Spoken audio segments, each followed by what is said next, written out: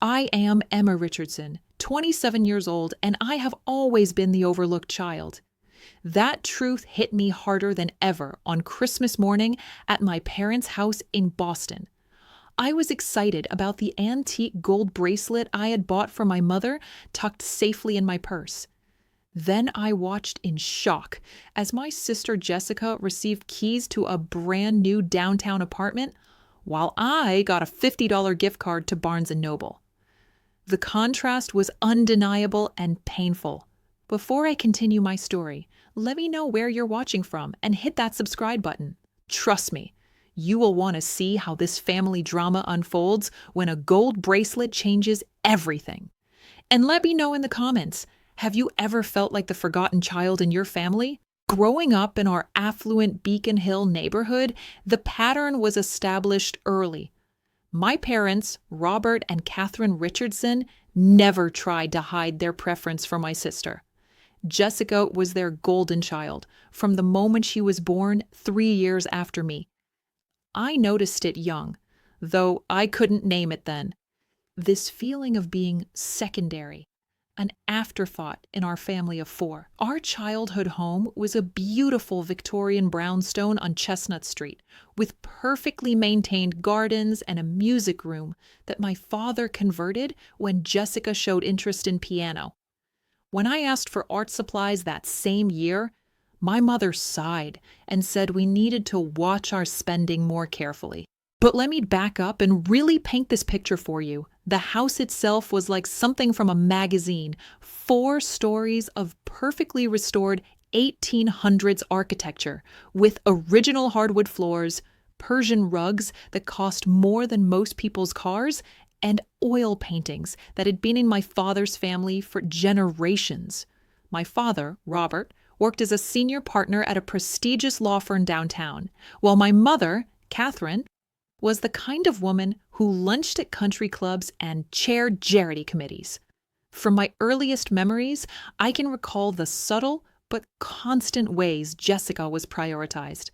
When we were very young, I was maybe 5, Jessica was 2, we both caught the flu. My mother spent 3 days camped out in Jessica's room, bringing her homemade soup, reading stories, and monitoring her temperature every hour. I was left in my room with children's Tylenol and crackers. Checked on maybe twice a day. It must always been tougher, I remember my mother telling my aunt on the phone. Jessica is so delicate, she needs more attention. The examples piled up year after year, each one seeming small in isolation, but creating a pattern that shaped my entire childhood understanding of my worth. When I was 8, I started having nightmares and wanted to sleep with a nightlight. My mother said nightlights were for babies, and I needed to grow up. That same year, when Jessica mentioned being scared of monsters under her bed, they bought her an elaborate princess nightlight that projected stars on the ceiling and played lullabies. Let me ask you viewers, did your parents ever have different rules for different children? Drop a comment and tell me about it. When I was 11, I begged for pottery classes at the community center. The cost was $120 for 10 weeks. My mother frowned at the brochure, holding it like it might contaminate her manicure fingers. That seems expensive for a hobby, Emma. Maybe next semester. She folded the brochure and threw it away while I was still standing there. 2 weeks later, Jessica mentioned wanting to try violin lessons. The next day, she was enrolled at the prestigious Berklee Music Academy at $400 per month. Not only that, but they rented her a high-quality violin for another $150 monthly and hired a private tutor for an additional $200 per session. I remember hiding in my room that evening, sketching with my drugstore art supplies, a pack of colored pencils I bought with birthday money, and a pad of paper from CVS. The walls of my room were covered with my drawings, dozens of them, but no one in my family had ever asked to see them or shown any interest in my artwork. Meanwhile, Jessica's room was being transformed into a miniature conservatory. They bought her a professional music stand, a metronome, and even soundproofed the walls so she could practice without disturbing anyone. The contrast wasn't lost on me, even at 11 years old. For my 12th birthday, I had quietly hoped for a proper art easel and some quality supplies. I'd been dropping hints for months, leaving art supply catalogs open on the kitchen table, pointing out beautiful paintings when we visited museums. Instead, I received a practical gift, a new winter coat, some books from the school reading list, and a $25 gift certificate to the art store. Don't get me wrong, I was grateful for the gift certificate.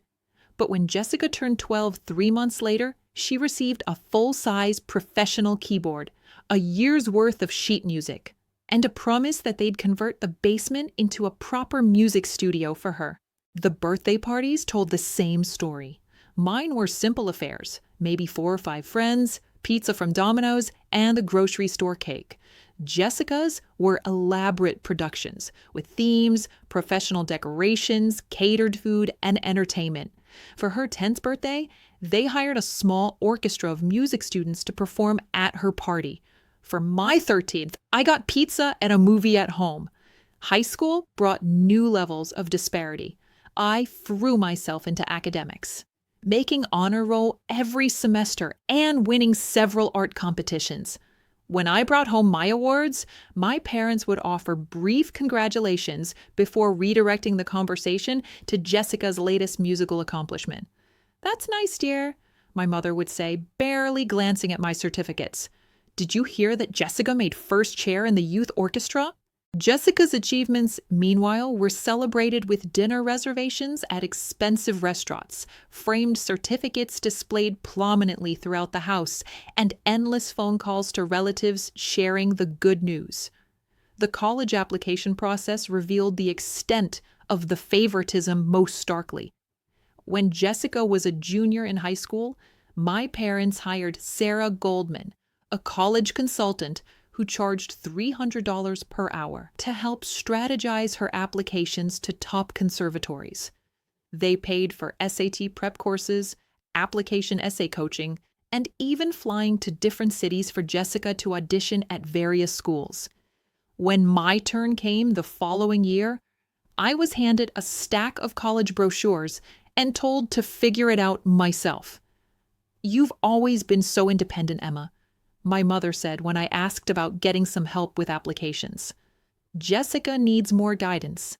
That independence they praised was really just neglect dressed up as a virtue. I spent countless nights at the kitchen table, researching schools, writing essays, and filling out financial aid forms alone while they attended Jessica's concerts or helped her practice. I remember one particularly painful evening in February of my senior year. I had just received an acceptance letter to the Rhode Island School of Design with a partial scholarship, a huge achievement that represented months of work on my portfolio and application. I burst into the living room where my family was watching TV, waving the letter excitedly. "I got into RISD," I announced, "with a scholarship." My father looked up from his newspaper briefly. "That's good, Emma." Then he returned to reading. My mother glanced over from the couch. "That's nice, dear. What's RISD again?" Before I could answer, Jessica walked in from the kitchen. "Mom, I need you to sign this permission slip for the music competition in New York next month." Immediately, both parents turned their full attention to Jessica, discussing travel arrangements and what songs she would perform. My acceptance letter, my moment of triumph, was completely forgotten within 30 seconds. I slipped upstairs to my room, tears burning my eyes. I called my friend Rachel to share the news, and she screamed with excitement, understanding what an achievement it was. The contrast between my friend's enthusiasm and my family's indifference was stark. But here's where it gets interesting, viewers. Have you ever achieved something amazing only to have your family completely ignore it? I want to hear your stories in the comments. Despite getting into art school with a scholarship, financial pressures meant I couldn't attend. The partial scholarship covered about 60% of tuition, but with room, board, and expenses, my parents would need to contribute about $25,000 per year. They claimed they couldn't afford it, citing business expenses and other financial obligations. Meanwhile, Jessica's education at Juilliard was fully funded by them. Tuition, room, board, spending money, and even a monthly stipend for professional development.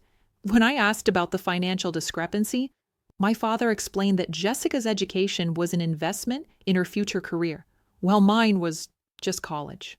I ended up at UMass Boston, living at home and taking out student loans to cover what my partial scholarship didn't.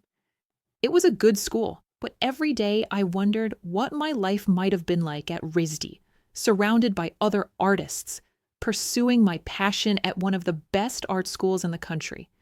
College life at home was challenging in ways that had nothing to do with academics. I was expected to help with household chores, babysit our elderly neighbor's dog when she traveled, and be available for family obligations, all while Jessica lived a completely independent life in New York, calling home only when she needed money. During my sophomore year, I started freelancing as a graphic designer to help pay for my expenses. Word-of-mouth referrals led to more clients, and I was actually making decent money creating logos, brochures, and websites for small businesses. I was proud of building something on my own and mentioned it during one of our Sunday family dinners. "That's resourceful," my father commented, "though I hope you're not letting work interfere with your studies."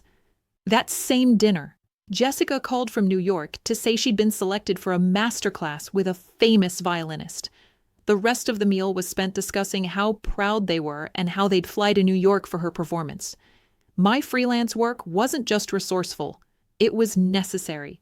While Jessica received monthly checks from home, I was expected to earn my own spending money and contribute to household expenses. The inequality was so normalized that I didn't even think to question it until much later. After graduation, I moved to a tiny studio apartment in Cambridge and continued building my design business. It was a 400 square foot space with a Murphy bed and a corner I'd converted into a design workspace. The rent was $1,800 a month, most of my income, but it was mine. For the first time in my life, I had a space where I could be creative without anyone dismissing or diminishing my efforts. Meanwhile, Jessica had returned to Boston and was living in a gorgeous 2-bedroom condo in Back Bay that my parents helped her purchase. They'd provided the entire down payment, $90,000, and were covering her monthly HOA fees while she got established in her music career. The contrast in our living situations was stark every time we had family gatherings. Jessica would casually mention her apartment's hardwood floors, granite counters, and harbor views, while I deflect questions about my tiny studio. Here's a question for you viewers. Do you think parents should help all their children equally? Or is it okay to give more to the child who needs it more? Let me know what you think in the comments. My business slowly grew through referrals and networking. I specialized in branding for nonprofits and small businesses, work that felt meaningful, even if it wasn't as financially lucrative as corporate design. I was proud of projects like rebranding a women's shelter and creating marketing materials for a literacy program. But these achievements were met with polite disinterest at family gatherings. "That's nice, Emma," my mother would say when I mentioned a successful project, though I worry about the financial stability of working with nonprofits. They don't have much money, do they? This was often followed immediately by extensive discussion of Jessica's latest performance or teaching opportunity, with detailed analysis of what it meant for her career trajectory. 3 years after college, I was finally earning enough to move to a larger apartment, a 1-bedroom in Somerville, with actual separate rooms and space for a proper home office. I was excited to share the news at Sunday dinner, thinking my parents would be proud of this milestone. "You're moving further from Boston?" my mother asked with concern. "What if you need help with something?" It struck me as ironic, considering they've never offered help with anything before. But when Jessica had moved from Back Bay to an even more expensive apartment in the North End, They'd celebrated it as a sign of her growing success. The romantic relationship disparities were equally telling. When I dated someone seriously for 8 months during my mid-20s, my parents showed minimal interest in getting to know him. They met David twice, brief, polite encounters where they asked generic questions and seemed eager for him to leave. When Jessica started dating Marcus, a fellow musician, they immediately welcomed him into the family. They invited him to Sunday dinners, asked detailed questions about his background and career, and treated him like a son from the very beginning. When Jessica and Marcus moved in together, my parents helped them register for housewares and even contributed to their kitchen renovation. When David and I broke up, no one asked why or how I was handling it. When Jessica and Marcus had a brief separation, both my parents called her daily to offer support and spent weeks analyzing what went wrong and how she could fix it. Let me pause here and ask you, have you noticed your parents treating your relationships differently than your siblings? It's something that can really impact your self-worth in dating. Drop a comment if you've experienced this. By age 25, I had a stable business, my own apartment, and was financially independent. I'd paid off my student loans through a combination of aggressive payments and freelance income. I was proud of what I built entirely on my own. But this independence seemed to be interpreted by my family as not needing love or support. Emma's always been so self-sufficient, my mother would tell friends, as if this was a personality trait rather than a necessity born from their neglect. Meanwhile, Jessica was still receiving regular financial support for everything from car payments to vacation trips. When she mentioned wanting to take a master class in Vienna, my parents immediately offered to pay for the flight, accommodations, and tuition. When I mentioned wanting to take a design workshop in California, I was told it sounded like a nice goal to save up for. The holiday season of my 26th year, the Christmas I'm telling you about, started with me feeling more determined than ever to finally break through their indifference. I'd had a particularly successful year in business, landing several high-profile clients and winning a design award from the Boston Creative Society. I decided that Christmas would be different. Instead of my usual modest gifts, I would give them something truly special, something that would finally make them see how much I valued them and how successful I'd become. That's when I found the antique gold bracelet at Bromfield Pen Shop, a high-end antique store in downtown Crossing. The owner, an elderly gentleman named Mr. Chen, told me about its history. It had belonged to a Victorian woman named Margaret Ashworth, who had received it from her daughter as a thank you gift when Margaret helped her start a millinery business in the 1890s. It represents a daughter's gratitude and love, Mr. Chen explained, holding the bracelet up to the light. The gold caught the afternoon sun streaming through the shop window, and the intricate engravings seemed to tell a story of their own. The daughter saved for 2 years to buy this for her mother. The price was $800, more than I'd ever spent on a single gift, more than my rent, a significant portion of my monthly income. But something about the bracelet's history resonated with me. Here was a daughter who had worked hard, succeeded in business, and wanted to honor her mother with something beautiful and meaningful. I imagined my mother's face when she opened the elegant box, her surprise and delight at such a thoughtful, expensive gift. I pictured her wearing it to her charity committee meetings, maybe even mentioning to friends that her daughter had given it to her. For the first time in years, I felt like I had something worthy to offer. A weeks leading up to Christmas, I found myself thinking about the bracelet constantly. I'd had it professionally cleaned and placed in a beautiful antique jewelry box I'd found at another estate shop. I even wrote a heartfelt card explaining why I'd chosen it and what it meant to me. But I'm getting ahead of myself. Let me tell you about Christmas Eve first, because that's when I should have recognized the signs of what was coming. I arrived at my parents'. Beacon Hill brownstone around 4 p.m. on Christmas Eve. The house looked like something from a Hallmark movie. Every window outlined in warm white lights. A massive wreath on the front door adorned with burgundy velvet ribbon. And the sound of classical music drifting from inside. My mother answered the door wearing her traditional Christmas Eve outfit. A burgundy velvet blazer with gold buttons and perfectly pressed black slacks. "Emma, good, you're here," she said, giving me a quick one-armed hug before stepping back. "Could you help me in the kitchen?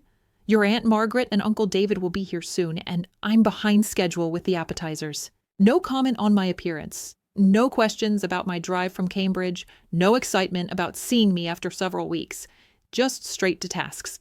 I should have recognized this as a preview of what was to come. The kitchen was in full production mode. My mother preparing her famous beef tenderloin, roasted vegetables, and homemade dinner rolls. The countertops were covered with ingredients, pots simmering on the stove, and the rich smell of herbs and garlic filling the air.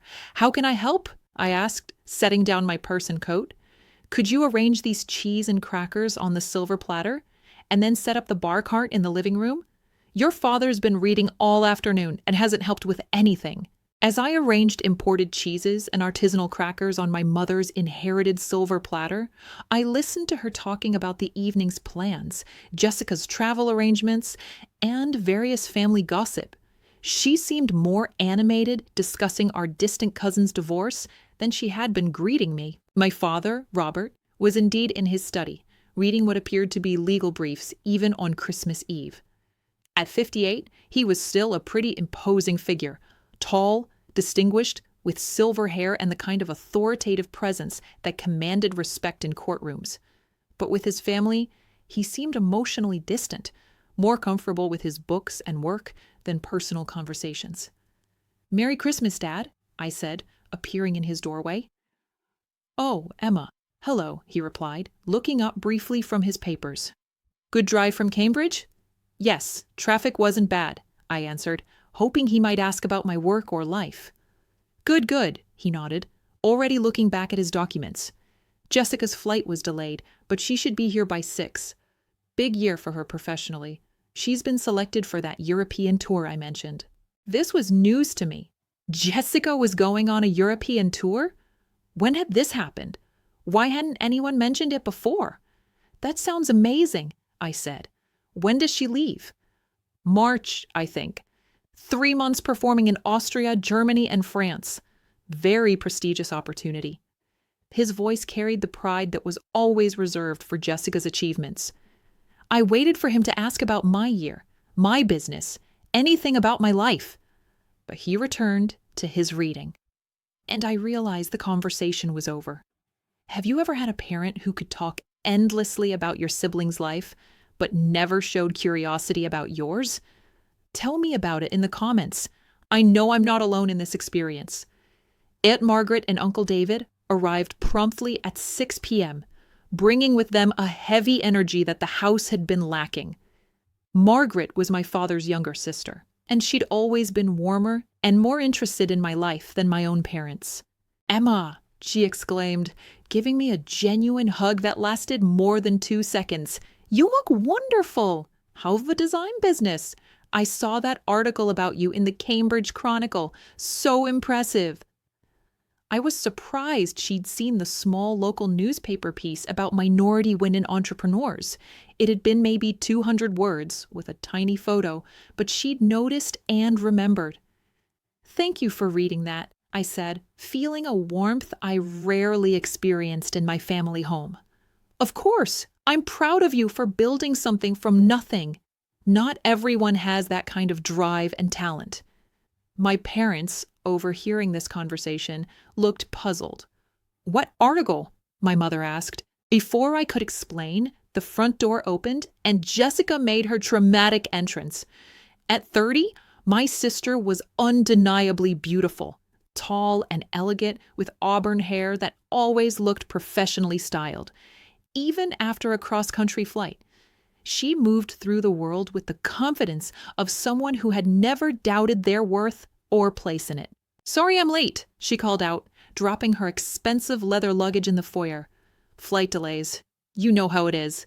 Within seconds, both parents had rushed to greet her, taking her coat, asking about her flight, offering food and drinks. The energy in the room completely shifted, as if the main character had finally arrived and the story could truly begin. "How was the recording session in LA?" my father asked immediately. "Amazing," Jessica replied, settling into his favorite armchair as if she owned it.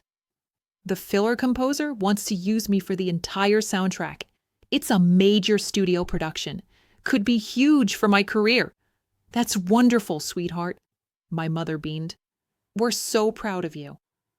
I stood there watching this reunion, holding my wine glass, feeling like a background extra in the movie of my own family's life. Dinner was served in the formal dining room on china that had been in my father's family for 3 generations. The table was set with crystal glasses, silver flatware, and candles that cast everything in a warm, elegant glow. It should have been a beautiful family moment, but I felt increasingly invisible as the conversation centered entirely around Jessica's career. They discussed her recording opportunities, her upcoming European tour, and the various prestigious musicians she was working with. When there was a brief lull in the Jessica-focused conversation, I tried to mention that I just finished a rebranding project for a regional nonprofit that was getting national attention. "That's nice, dear," my mother said absently, not even looking at me. "Jessica, tell us more about Vienna. Will you have time for sightseeing?" I took a large sip of wine and wondered why I kept trying. But here's what I want to know from you, viewers. Do you keep trying to get your family's attention even when they consistently ignore you? What makes us keep seeking approval from people who never given it? Share your thoughts below. After dinner, we moved to the living room for our traditional viewing of White Christmas. Jessica curled up on the sofa between our parents, and I sat in the chair across the room. It was a scene I'd witnessed countless times, the 3 of them forming a perfect family unit now I observed from the periphery. As Bing Crosby sang about dreaming of a white Christmas, I thought about the antique bracelet upstairs in my overnight bag. Tomorrow morning, I would give my mother something truly special, and maybe, finally, things would be different. But I was about to learn that some family dynamics are too entrenched to change, no matter how expensive the gesture. Christmas morning arrived with bright winter sunlight streaming through the frost-covered windows of my childhood bedroom. I barely slept, excitement and anxiety warring in my stomach as I thought about the moment where I'd present the bracelet to my mother. I dressed carefully in my best outfit, a navy wool dress I bought specifically for special occasions, paired with my grandmother's pearl earrings. I wanted to look successful, put together, worthy of being someone's daughter they could be proud of. Downstairs, the family was gathering around the Christmas tree in the living room. The tree itself was a work of art, a 9-foot Fraser fir, decorated with ornaments my mother had been collecting for 30 years, each one chosen to match her burgundy and gold color scheme. Wrapped presents spilled out from underneath, and I noticed immediately that the majority bore Jessica's name. But before we could begin exchanging gifts, my father stood up with an announcement. "Before we open presents," he said, his voice carrying that formal tone he used for important pronouncements, "your mother and I have a special surprise for Jessica." My stomach dropped. A special surprise? On Christmas morning? This wasn't part of the usual routine. "Everyone needs to come to the front window," my mother added, barely containing her excitement. We all moved to the large bay window that overlooked Chestnut Street. There, parked directly in front of our house, with an enormous red bow tied to the hood, sat a brand new silver Audi A4 sedan. My knees literally felt weak. They bought Jessica a car, a brand new luxury car that probably cost $40,000 or more. My mother handed Jessica a small wrapped box with trembling hands. "Merry Christmas, sweetheart." Jessica opened the box to reveal a set of car keys attached to a keychain that read, "World's Greatest Daughter." The scream that came out of my sister could probably be heard 3 blocks away. "Are you kidding me? A new car?" She threw her arms around both parents, jumping up and down like a teenager. "This is incredible! I can't believe you did this!" "You deserve it, sweetheart," my father said, tears actually forming in his eyes.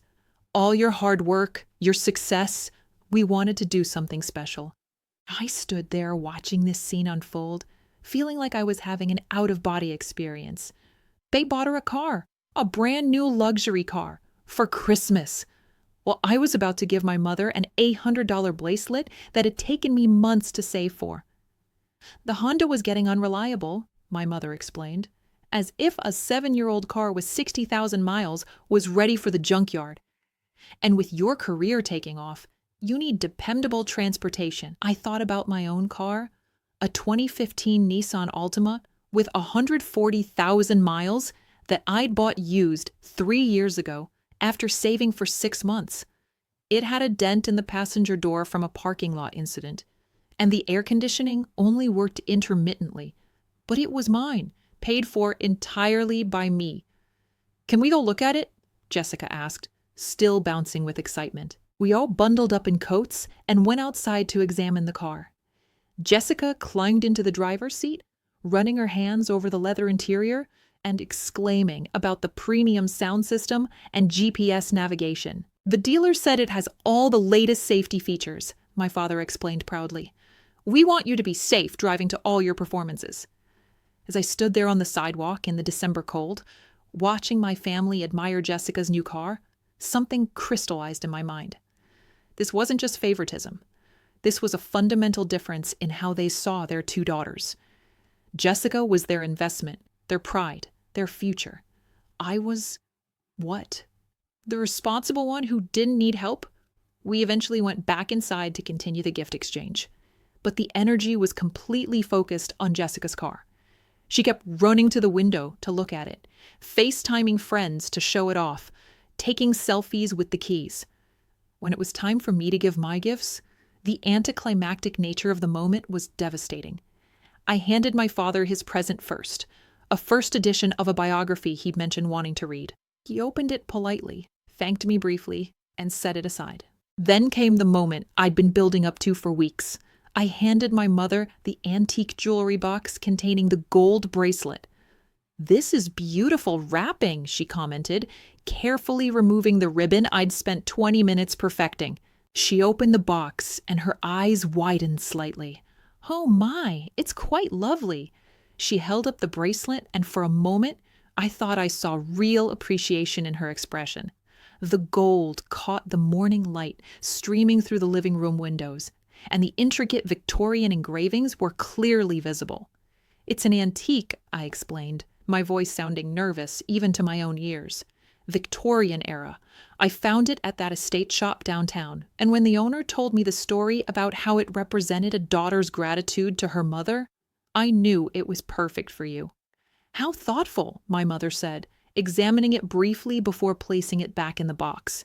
"Thank you, Emma." And then, this is the part that still takes my breath away. She set the box aside and immediately turned her attention to Jessica's next gift. $800. Months of saving. A meaningful story about a daughter's love, dismissed in less than 30 seconds. But viewers, here's what I want to know. Have you ever given someone a gift that meant everything to you and nothing to them?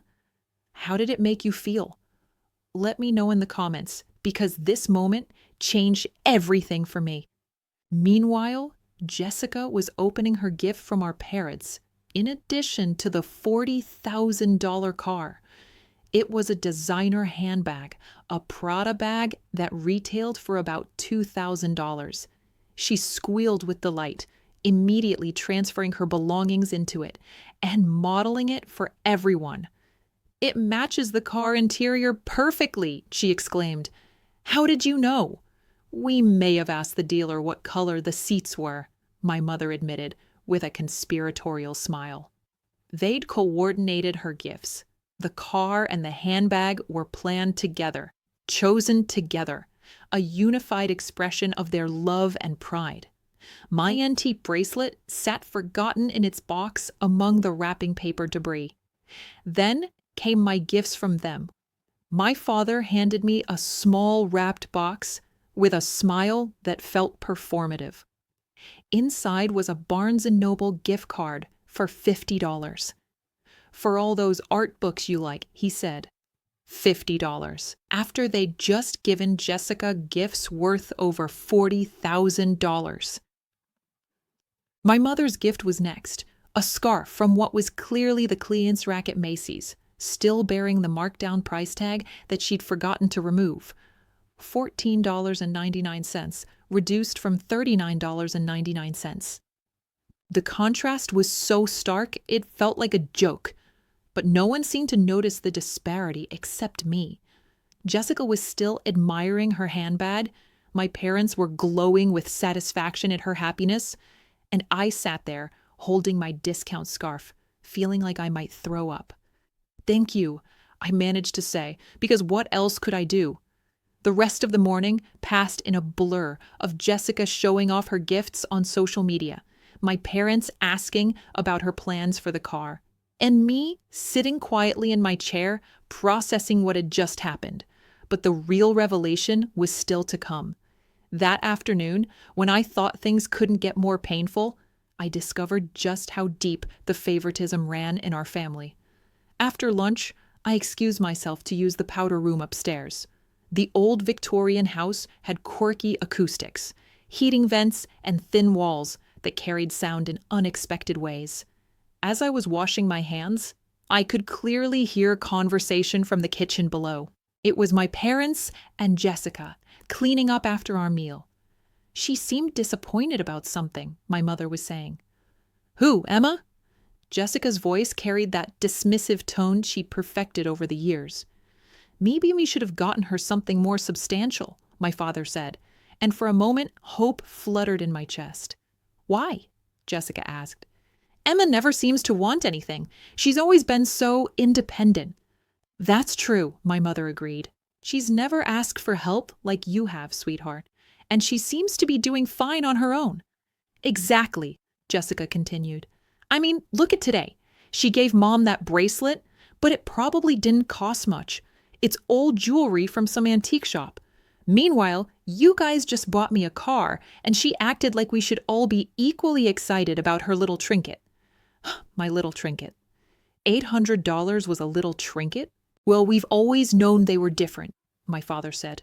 "Jessica has always needed more support, more guidance. Emma's been self-sufficient since she was young." Self-sufficient. There was that word again. The word they used to justify their neglect, to make their favoritism sound like a reasonable response to our different personalities, rather than what it actually was. A choice to invest in one daughter while leaving the other to fend for herself. "I just think Emma needs to understand that life isn't always equal," Jessica said. "Some people work harder and achieve more. That should be rewarded." The casual cruelty of that statement hit me like a physical blow. I had worked hard. I built a business from nothing, put myself through college, created a life entirely through my own efforts. But because my achievements weren't in a field they understood or valued, they didn't count. "You're right, of course," my mother said. "We're proud of both our daughters. But your music career is something truly special. Emma's hobby business is nice, but it's not the same thing." Hobby business. 4 years of building a client base, earning enough to support myself, winning industry recognition, all dismissed as a hobby. I stood in that powder room, gripping the marble countertop, and felt something fundamental shift inside me. This wasn't about Christmas gifts or even about the car. This was about a family that had never seen me as worthy of the same love, respect, and investment they'd given my sister. For 27 years, I'd blamed myself. I'd wondered what was wrong with me, why I couldn't earn their approval, what I needed to achieve to finally make them proud. But listening to their casual dismissal of my life and efforts, I realized the problem had never been me. The problem was them. and no amount of expensive gifts, professional success, or desperate attempts at winning their love was going to change that. Let me ask you something, Viewers. Had you ever had that moment when you realized your family just wasn't capable of loving you the way you deserved? It's devastating, but also liberating in a way. Share your experience in the comments. I splashed cold water on my face, took several deep breaths, and made a decision. I was done trying to win their approval. I was done accepting scraps of attention while Jessica got the full feast of their love. I was done pretending this was normal or acceptable. When I returned to the living room, Jessica was FaceTiming with friends, showing off her new car through the window. My parents were on the couch, already planning how they'd help her with car insurance and registration. "I think I'm going to head back to Cambridge," I announced.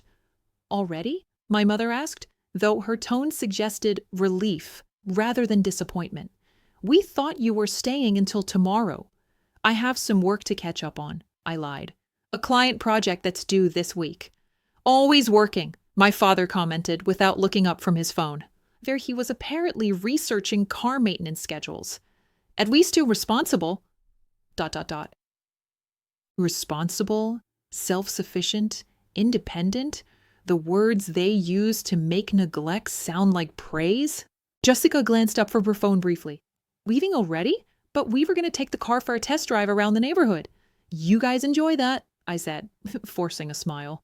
"Congratulations again on the car, Jess. It's beautiful." I gathered my things quickly, including that antique jewelry box with the bracelets still inside. My mother hadn't even taken it out again to look at it properly, let alone put it on, or ask more about its history. "Drive safely," my father called absently as I headed for the door. "Thank you for having me," I replied, though I wondered why I was still being polite. The drive back to Cambridge gave me time to think, really think. For the first time in my adult life, I wasn't making excuses for their behavior or trying to rationalize the inequality. I was finally seeing it clearly. This wasn't about different parenting styles or Jessica needing more help. This was about fundamental favoritism that had shaped every aspect of our family dynamic. But here's where the story takes an unexpected turn, viewers. Because sometimes, when you finally stop trying to force people to see your worth, something interesting happens. You start to see it yourself. Over the next few weeks, I threw myself into my work with a new kind of energy. That client project I'd mentioned, it was actually real, a complete rebrand for a women's entrepreneurship nonprofit that was expanding nationally. Instead of working on it half-heartedly while obsessing over my family's approval, I poured my creative energy into making it extraordinary. The results were immediate.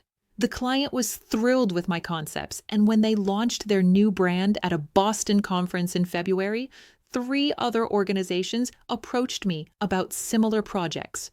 Word was spreading about my work in ways it never had before. I realized I'd been holding myself back, unconsciously limiting my ambition because part of me had always been waiting for my family's validation before I could fully believe in myself. Now, freed from that need for their approval, I was finally operating at my full potential. Have any of you experienced this, where you suddenly perform better at something once you stop trying to impress people who were never going to be impressed anyway? I'd love to hear about it in the comments. March brought Jessica's departure for her European tour. There was a big family send-off dinner at an expensive restaurant in the North End, complete with champagne toasts and my parents presenting her with a designer suitcase set as a bon voyage gift. I was invited, of course, but I politely declined, citing a client deadline. The truth was, I couldn't stomach another evening of watching them celebrate Jessica while treating me like a piece of furniture. "Emma can't make it," I heard my mother telling someone on the phone. "She's so busy with her little business these days." Still calling it a little business, even as my income had grown to exceed what many of their friends made at traditional jobs.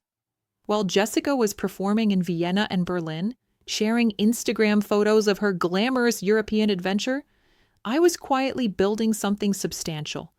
I'd hired my first employee, a recent graphic design graduate named Maya who brought fresh energy and ideas to the business. We moved to a real office space in Porter Square, a bright, creative environment with exposed brick walls and large windows that I decorated with some of my favorite design work. For the first time, I had a professional space that reflected who I was and what I built. The contrast with my family's perception was striking. They still saw me as their self-sufficient daughter with a hobby business, while I was actually running a growing company with national clients and industry recognition. In April, I received an email that changed everything. The Boston Business Journal wanted to feature me in their 30 Under 30 Rising Entrepreneurs issue. They'd heard about my work through the nonprofit rebranding project and wanted to do a full profile, photo shoot, interview, the works. The article came out in May with a gorgeous photo of me in my office and a detailed story about how I built my business from nothing. They highlighted my innovative approach to nonprofit branding and quoted several clients praising my work. I posted about it on my social media, and the response was overwhelming. Former classmates, professional contacts, even some distant relatives reached out with congratulations and excitement about my success.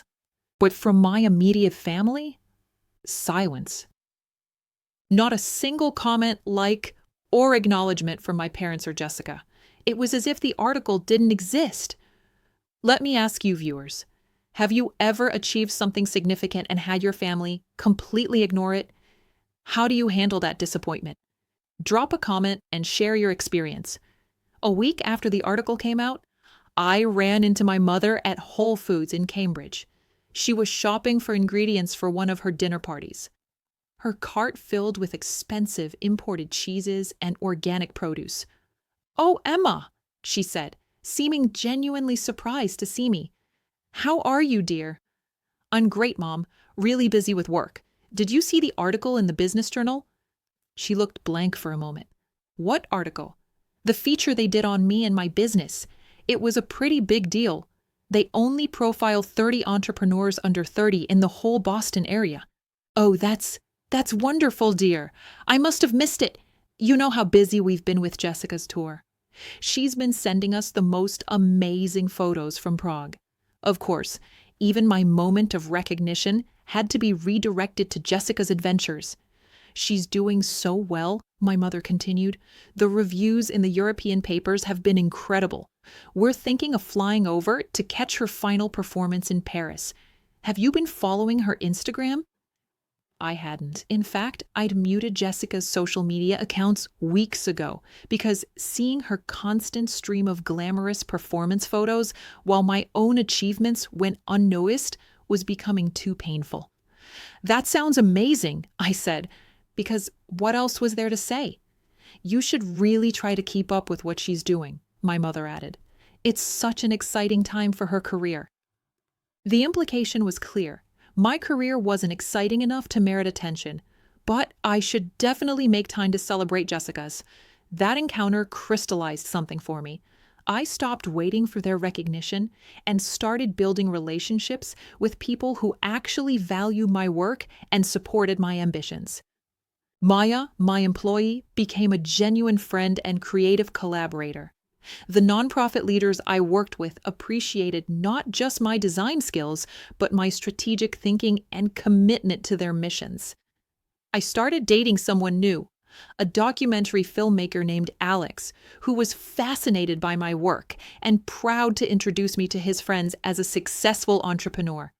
For the first time in my adult life, I was surrounded by people who saw me clearly and valued what I brought to their lives. But the most significant change was internal. I stopped measuring my worth by my family standards and started recognizing my own achievements. The business was thriving. I was financially stable and independent. I was doing work that made a difference in the world. By any objective measure, I was successful. Why had I spent so many years believing I wasn't enough simply because they couldn't see it? Here's something I want you to think about, viewers. How much of your self-worth is tied up in other people's opinions of you? especially family members who might not be capable of seeing your value. Sometimes the problem isn't that you're not successful enough. It's that you're looking for validation from the wrong people. Jessica returned from Europe in June, full of stories about her triumphant tour and new connections she'd made in the classical music world. There was another family dinner to celebrate her return, which I again politely declined. Instead, I spent that evening at a gallery opening for one of my clients, a local arts organization whose rebrand I'd designed. My logo was prominently displayed throughout the space, and several people complimented the design work. I felt more valued and appreciated in that one evening than I had in years of family gatherings. July brought an unexpected development. Jessica called me directly, which was unusual. We typically only spoke at family events or through group texts. "Emma, I need to ask you something," she said, her voice carrying a tone I'd never heard before. "What's up? Could you lend me some money? Just temporarily?" I was so surprised I didn't respond immediately. "The thing is," she continued, "I made some expensive purchases in Europe. Clothes for performances, equipment, some personal stuff, and I'm a little short on my rent this month. I thought maybe you could help me out since your business is doing so well." The irony was staggering. My sister, who had just received a $40,000 car, a $2,000 handbag, a designer suitcase set, and a fully funded European tour, was asking to borrow money from me, the daughter, who got $50 gift cards. "How much do you need?" I asked, curious where this was heading. "Maybe $2,000? Just until I book my next performance?" $2,000. The amount my parents had spent on her handbag alone. But somehow I, with my little business and hobby career, was expected to bail her out. "Jessica," I said carefully, "have you asked Mom and Dad?" They've already helped me so much this year. I didn't want to ask for more." Translation: even they had limits to their financial support. But she assumed I didn't. Let me pause here and ask you viewers, have you ever been the responsible sibling who gets asked for help by the one who receives all the family support? It's such a common dynamic, and I want to hear your stories in the comments. "I'll have to think about it," I told her. "Things are tight with the business expansion." This wasn't entirely true. I had the money, but something about the request felt fundamentally wrong. She'd received tens of thousands of dollars in gifts and support, while I'd built my life entirely through my own efforts. And now she wanted me to subsidize her lifestyle too? "Oh," she said, and I could hear the surprise in her voice. She'd clearly expected an immediate yes. "Well, let me know soon, okay? Rent's due next week." After we hung up, I sat in my office thinking about the conversation. This was the first time Jessica had ever needed something from me, and it revealed so much about our family dynamic. I was seen as self-sufficient enough to handle my own problems, but successful enough to solve hers too. I decided not to lend her the money. Not out of spite, but because I finally understood that saying yes would just reinforce the same unequal dynamic we'd had our entire lives. A few days later, I got a text from my mother. "Jessica mentioned you might be able to help her with some temporary financial assistance. It would mean so much to the family if you could support your sister right now." The family.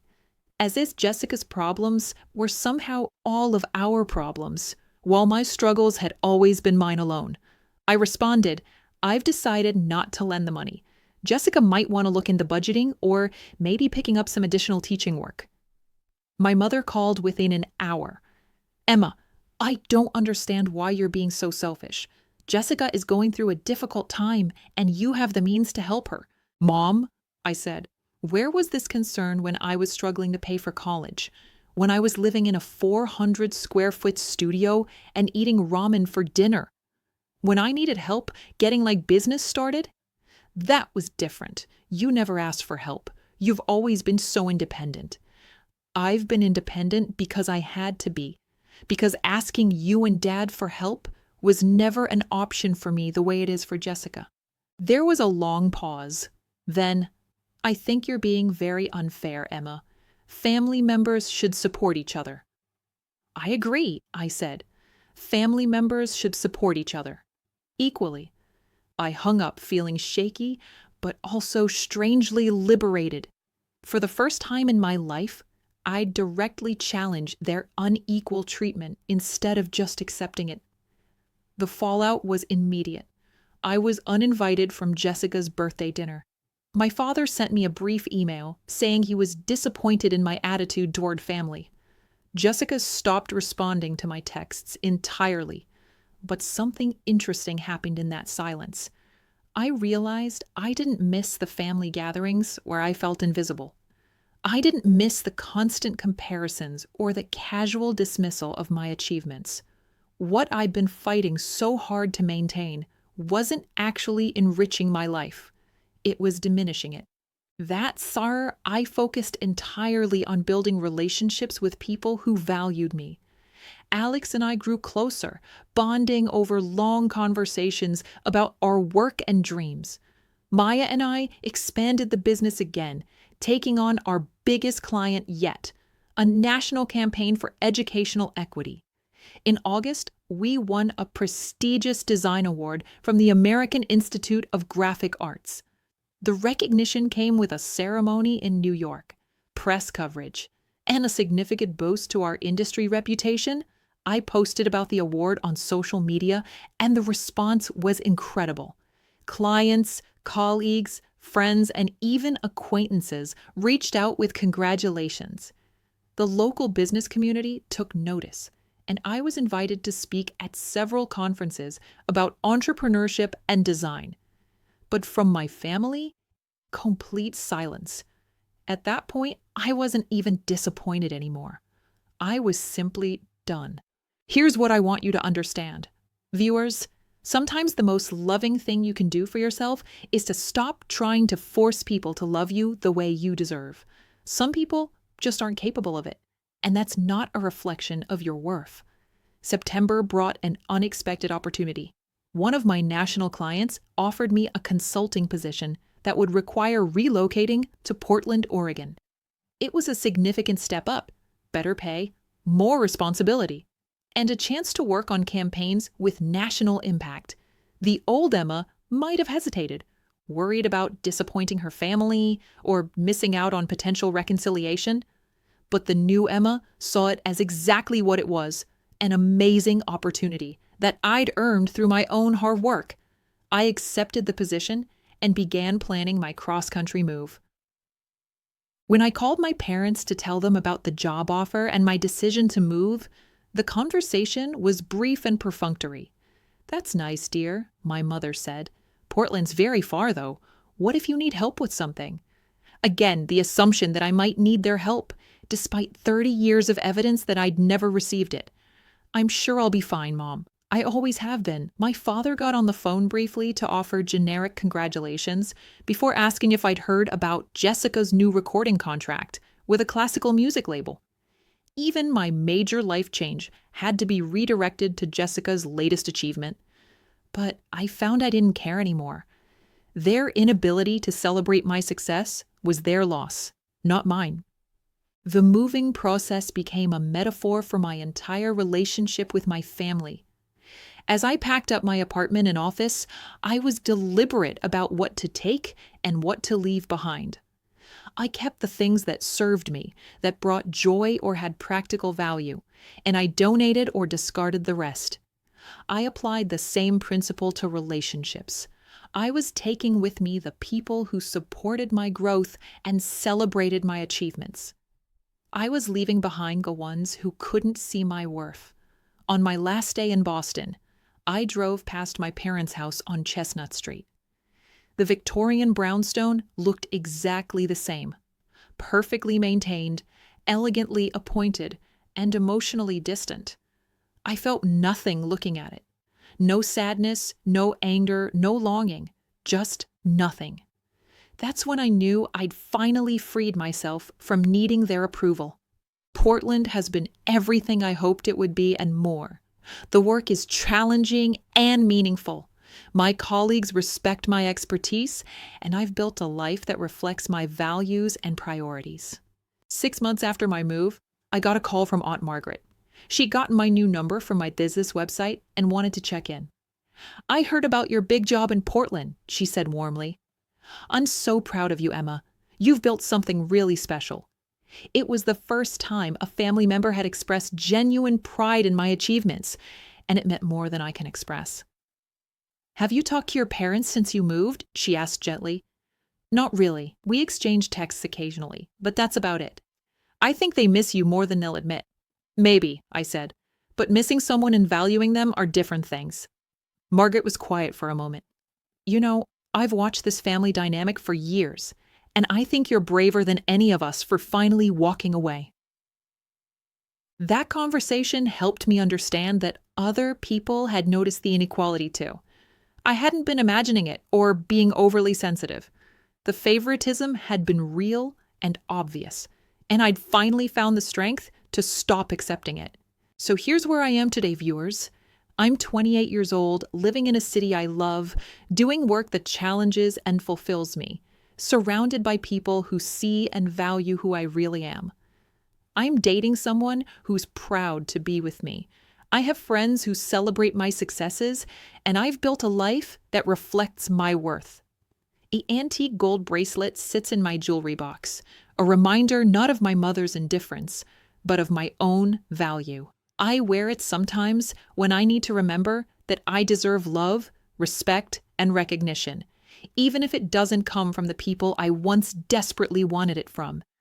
That Christmas morning taught me the most valuable lesson of my life. You can't force people to love you the way you deserve, but you can choose to love yourself enough to walk away from people who don't. And sometimes, walking away is the most powerful thing you can do. Now, I want to hear from all of you. Have you ever been the overlooked child in your family? Have you had to choose between your self-worth and family relationships? What was your turning point moment when you realized you deserved better? Drop your stories in the comments below. I read every single one, and your experiences help other viewers feel less alone in their own family struggles. And if this story resonated with you, please hit that like button and subscribe to the channel. I share new family stories every week, and trust me, you won't want to miss what's coming next. Ring that notification bell so you never miss an upload. And remember, you are worthy of love, respect, and recognition, regardless of what your family might have taught you about your worth. Thanks for watching, and I'll see you in the next story.